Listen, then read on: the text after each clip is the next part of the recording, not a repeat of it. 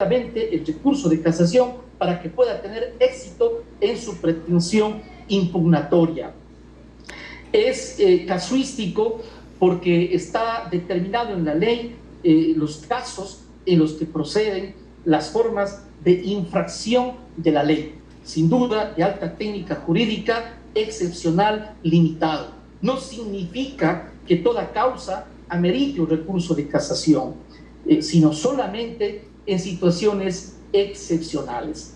Esas son las características, la naturaleza que tiene el recurso de casación. Ahora bien, una vez que hemos hablado de cuáles son las características fundamentales, la naturaleza del recurso de casación, vale volver al inicio. ¿Cómo nos preguntamos fundamentar de forma correcta un recurso de casación? Seguramente los colegas, los estudiantes que nos están viendo y escuchando dicen: yo quiero hacer adecuadamente un recurso de casación, o qué es lo que sucede, me inadmiten o declaran improcedente mi recurso, qué debo hacer, qué es lo que debo entender. Primero, los conceptos que estamos expresando. Y ahora voy entonces a referirme a aspectos ya más concretos, más prácticos, si cabe decir, de cómo fundamentar un recurso de casación de manera adecuada. En primer lugar, debemos señalar que tanto en el Código Orgánico General de Procesos, cuanto en el Código Orgánico Integral Penal, más allá de que existen ciertas variantes que son importantes entenderlas, pero quiero destacar de que se determinan formas similares de infracción de la ley, que son las clásicas, que es la falta de aplicación, la indebida aplicación y la errónea interpretación. Y en materia de Código Orgánico Integral Penal, que se llama contravención expresa, y que en suma la doctrina y la jurisprudencia dice que es la falta de aplicación. Por lo tanto, llegamos a lo mismo. Las formas de infracción de la ley son la falta de aplicación, la indebida aplicación y la errónea interpretación de normas de derecho. Cuando usted como abogado formula un recurso de casación, para que éste esté bien fundamentado, debe observar lo siguiente. Primero, no es de tanta importancia, pero tiene que ser identificada la sentencia. Digo, no, más que de tanta importancia, no es difícil, pero tiene que estar identificada la sentencia. En primer lugar, es decir, ¿qué sentencia es la que impugno? Que en caso de nuestro sistema es la sentencia de segundo nivel, ya dictada por los jueces de la Corte Provincial, excepto en materia contencioso administrativa y contencioso tributaria, porque hay única instancia más la casación. Dos, tiene que determinarse, y esto es ya muy importante, tiene que determinarse cuáles son las normas de derecho que se consideran infringidas, qué disposiciones se consideran por parte del recurrente, del censor, del casacionista, que han sido vulneradas en la sentencia. Tres, se debe señalar cuáles son las formas de infracción de la ley. ¿Qué hemos dicho? Tiene que decirse, ¿es contravención expresa, es errónea interpretación o es indebida aplicación? Ese es el tercer elemento de su fundamentación.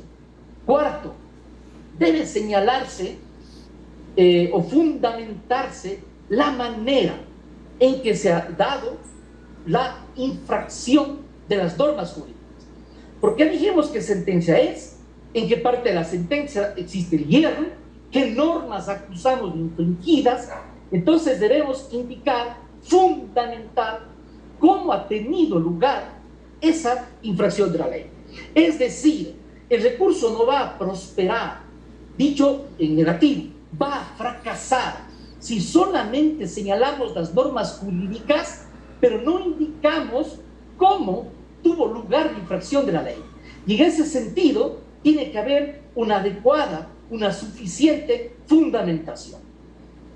Por último, es importante destacar que la doctrina suele decir que no cualquier hierro lleva a que una sentencia sea casada o anulada, sino solamente los hierros dice la doctrina que son protuberantes, es decir, son errores graves, son errores grandes, pero no lo digo yo, sino que la propia doctrina, la jurisprudencia y la ley lo que determinan es de que debe señalarse cómo esa infracción de la ley, sea por contravención expresa, por indebida aplicación, por error de interpretación, cómo incide en la decisión de la causa, cómo incide en la sentencia propiamente dicha, en su parte incluso dispositiva.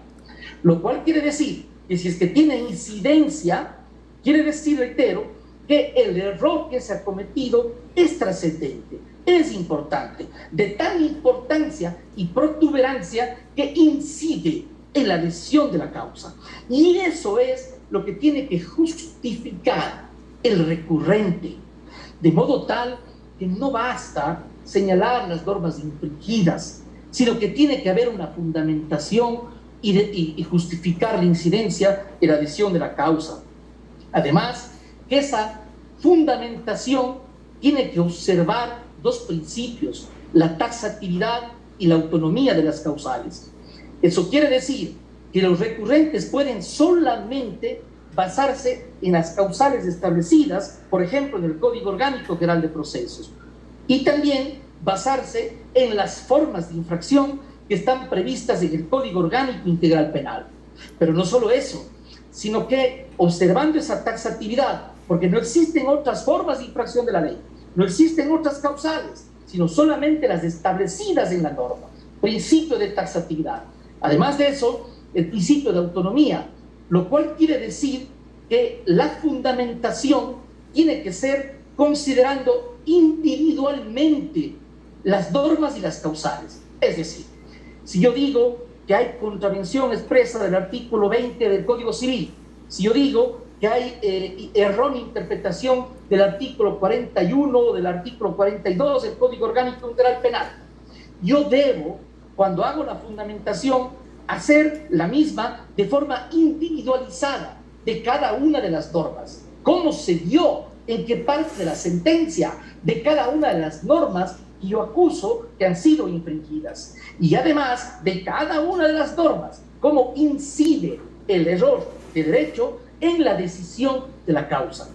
Es decir, cuando hablamos que la casación es de alta técnica jurídica, significa precisamente que no es necesario, que no estamos hablando de una mera fundamentación y que no es necesario ninguna argucia o discursos vaciados de contexto, sino es un trabajo estrictamente técnico, en donde debo señalar cómo se ha dado la infracción y cómo yo fundamento en ese sentido. El Código Orgánico Integral Penal determina en el artículo 656 lo siguiente: que el recurso de casación es de competencia de la Corte Nacional de Justicia y que procederá cuando se haya violado la ley, ya por contradicción expresa de su texto, ya por aplicación indebida de ella, ya por haber hecho o haber realizado una errónea interpretación. Eso establece el artículo 656 del Código Orgánico Integral Penal. Aquí encontramos un segundo inciso que es muy relevante decir: establece la norma. No es cierto que sea la doctrina o la jurisprudencia indicativa u obligatoria de la Corte. Es la propia ley la que establece de que no es posible o serán improcedentes los recursos de casación que pretendan revisión de los hechos o nueva valoración probatoria. Incluso en el caso del COGER existe lo que se llama en doctrina la inadmisión liminar, de plano. Si es que lo que se pretende es revalorización probatoria, revisión de los hechos, de plano está inadmitido. Fracasa el recurso de casación para quien ha interpuesto.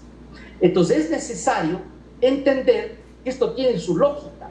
Si el recurso de casación no es tercera instancia, instancia entendida en el derecho procesal como la posibilidad de revisar íntegramente el hecho y el derecho, de revisar íntegramente desde el planteamiento de la acción hasta el final todo el acontecer procesal. Si no es instancia la casación, entonces, sin lugar a dudas, no pueden revisarse los hechos y valorarse la prueba, porque lo que tenemos en casación se dan por fijados los hechos. Es decir, Doxin dice que en la casación los hechos que han fijado los jueces se dan por descontados, están ya establecidos, y por lo tanto lo que corresponde es hacer un análisis de derecho, es decir, si es que el juzgador en la sentencia se ha apartado de la voluntad de la norma jurídica. Entonces, es muy lógico que si lo que vamos es a determinar errores de derecho, sea improcedendo o injudicando, es lógico de decir entender que está proscrito la posibilidad de valoración probatoria y de revisión de los hechos.